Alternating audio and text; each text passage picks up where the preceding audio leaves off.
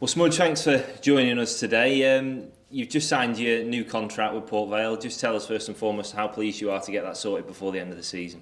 Yeah, it was one of them things that we've had in the pipeline for a few weeks now, and it's been quite easy sailing between me and the club, but to finally get it done, and especially after securing the safety of League One, pretty much, I'm ecstatic and over the moon. Looking forward to another couple of years. You've been in conversations with the director of football, Dave Flitcroft, for a few weeks, as you said. Just tell us a little bit what those conversations have been like and why you've committed your future, because clearly you would have options in the summer. Yeah, I mean, the conversations between me and Flickers have been quite laid back. We've had a chat about where the football's going, where the club's going, and how I am and how I feel about the place. And it just feels right to continue my journey here. And like I say, I haven't got a bad word to say about it. I've been here now since I was 13 through the academy. They've always looked after me, and they've done so again. And it was an easy yes, and it was nice to get it finally finished. Your next appearance for Vale will be your 350th. I mean, you hit a few milestones this season in terms of your career and Vale. I mean, just how proud are you when you hear that you'll be bringing up 350 for this club? Yeah, every time that someone starts throwing them sort of stats towards me, it's one of them where you've got to almost pinch yourself, because when I first got into the first team, it was about racking up 1, 2, 3 and 4, and now when you say I'm one away from 350, it's one of them things that makes me really proud to be a local lad and do it from a local team, and I'm sure it's one of them things I'll look back at even more so when I'm older and retired and go, what an achievement that actually was in the years that you were playing.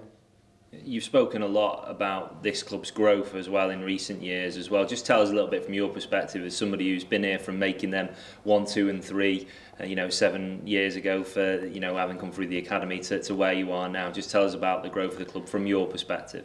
To be honest, it's night and day. I mean, what we're sitting in now as the boardroom used to be a bit of a wasteland where things were chucked. So that itself just shows where we've come from.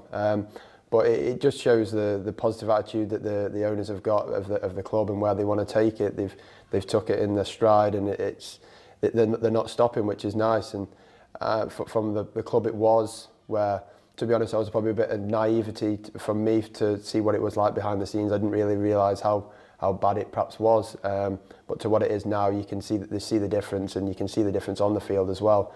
If you get the structure right at the club, then the playing stuff is a lot easier, and the players don't have to worry about anything that's going on behind the scenes, because that's all taken care of. This weekend we took a huge step towards securing League One safety. Just how important was that to you?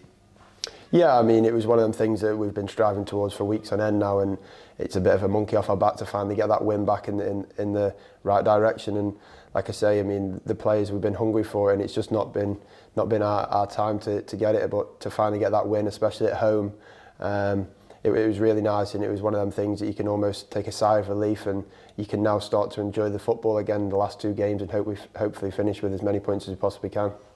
Can you just tell us a little bit about your role in the dressing room as well? You look, when we watch you out there as a leader, you sort of set the examples. Just tell us a little bit from your perspective how you see your role in the dressing room.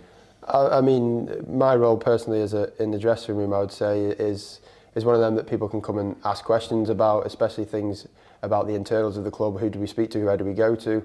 What's this about? What's that about? Just because of the pure time that I've been here, but also now as I'm getting older and there's more youthful players coming in, especially the likes of Will and Az playing alongside me, they can also start asking questions and leaning on me for advice on the football pitch too. So it's one of them that I'm feeling like I'm becoming more of a leader, more responsibility in my lap, and it's one of them things I'm really enjoying, and another reason why I wanted to continue my stay here.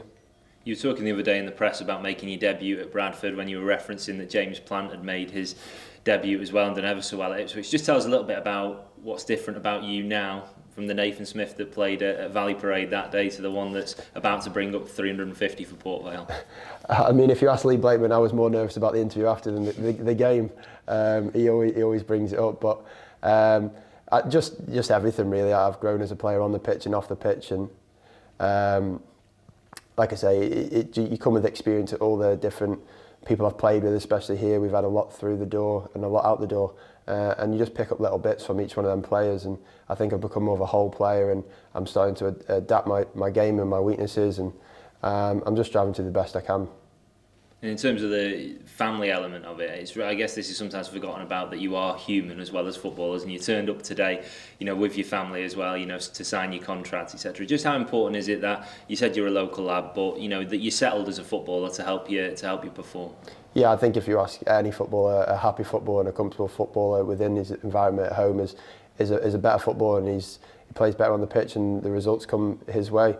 So to be at home and be able to do the school run, pick the kids up, all that sort of stuff, that all adds into the factors of the decision. And like I say, I really enjoy spending time with my daughters and my girlfriend. So it was one of them things that it even more so pushed me in the direction of staying and not even worrying about waiting until the end of the season. And I know you have a special bond with the supporters here at Vale Park, and certainly on Saturday as well, they were outstanding from the off. They really recognised that they needed to help you on the pitch, and just how much does it mean to you that you're going to be playing for at least 2 more years in front of those supporters? Yeah, it's really nice to see them, especially away from the pitch. I mean, when perhaps on a days out around the place, you get stopped in little chats here and there. You start to recognise faces, and it's nice to be able to give back something to them. Perhaps it might be just as simple as a picture with one of the little kids or something, but you just make their day, and it's nice to see that sort of influence you have on the environment and the place around you where you live. And like I say, like you just said, the fans, they stepped up on Saturday, and they helped us get across the line in a tough fought second half especially. And I think you're 23, 24 games now from creeping into the top 10 of all-time Vale appearances. Just another one of those stats thrown at you. Yeah. But in terms of that, I mean, again, when you hear that, there's not many in the modern era of a club with the history of this club, that can get into the top 10 appearances for a club, like I say, with the history of this one. So that must, fill you with a great sense of pride. Yeah, touch wood, no injuries come my way, and I'll be able to sneak into the top 10. Like I say, it's probably one of them things that I'll look back at when I'm older and say what an achievement that actually was, because like you say, in the modern day football, people move on and they go to different clubs, and you don't start to rack up them same appearances for the same club. So like I say, it's probably something I'll look back on and really cherish, and be able to talk to the grandkids about and all that sort of stuff. And just to finish, the last 2 games now, Charlton away and Plymouth at home here on the last day, how are you approaching the final games? Because clearly there is still a little bit of work to do. Absolutely, you want to finish with the most momentum as possible to take into pre-season next year, and I think we're still in the mindset of it's a game at a time. We're not even worrying about Plymouth at home yet. It's all about Charlton. We're going to build to that, and we're going to hopefully go there and get some more points. Like I say, we're a hungry group of players that we don't want to just roll over now that you think we've near enough secured safety. It's one of them where we want to keep working, and momentum is massive in football. And if you can just take that little bit of a high into pre-season, then you can start next season on a real good winning streak, hopefully. And this season proved that. We are a big high from the end of last year, and we started this season on fire. And hopefully we can do the same next year, but continue it throughout the year.